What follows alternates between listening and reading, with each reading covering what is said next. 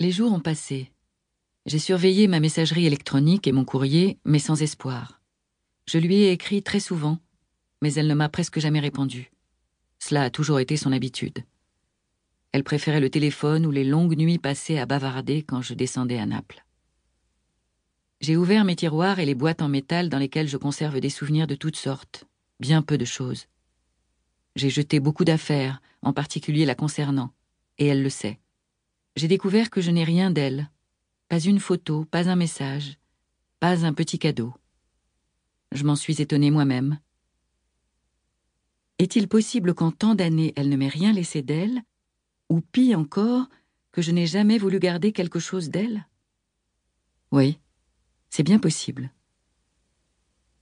Cette fois, c'est moi qui ai téléphoné à Rino, même si je l'ai fait à contre-cœur. Il ne répondait ni sur son fixe ni sur son portable. Il m'a rappelé dans la soirée, à sa convenance. Il parlait avec une voix qui essayait d'apitoyer. « J'ai vu que tu as appelé. Tu as des nouvelles? » « Non. Et toi? » « Aucune. » Il m'a tenu des propos désordonnés. Il voulait aller à la télé, à l'émission qui s'occupe des personnes disparues. Il lançait un appel, demandait pardon à sa mère pour tout et la suppliait de rentrer. Je l'ai écouté patiemment et puis lui ai demandé. « Tu as regardé dans son armoire? » « Pourquoi faire? » Naturellement, il ne lui était jamais venu à l'esprit de faire ce qui était le plus évident.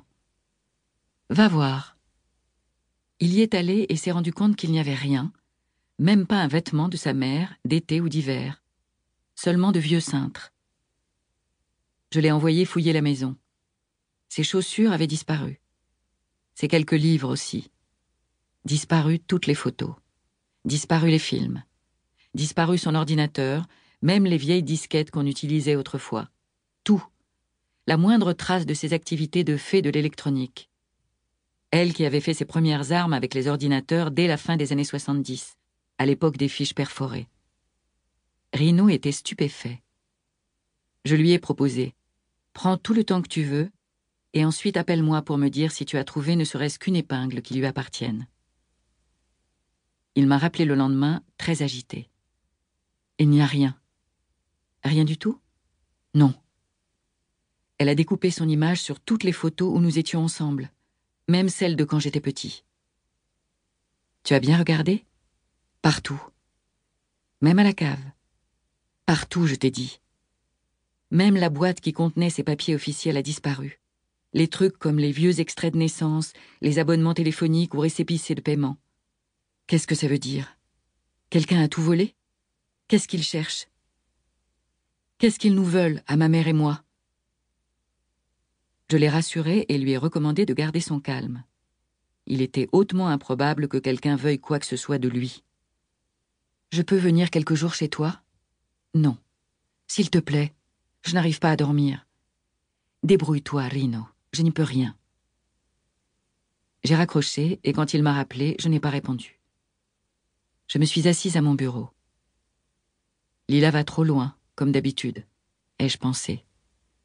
Elle élargissait outre mesure le concept de trace. Non seulement elle voulait disparaître elle-même, maintenant, à 66 ans, mais elle voulait aussi effacer toute la vie qu'elle laissait derrière elle.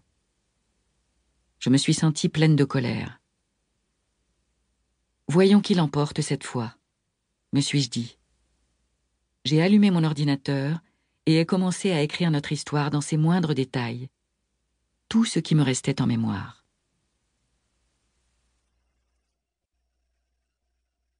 Enfance. Histoire de Don Achille.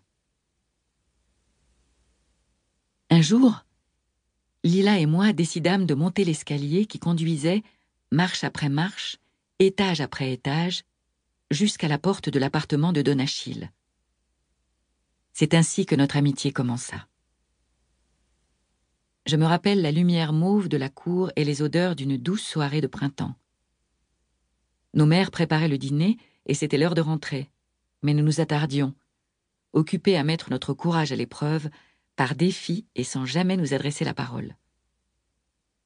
Depuis quelque temps, à l'école et en dehors,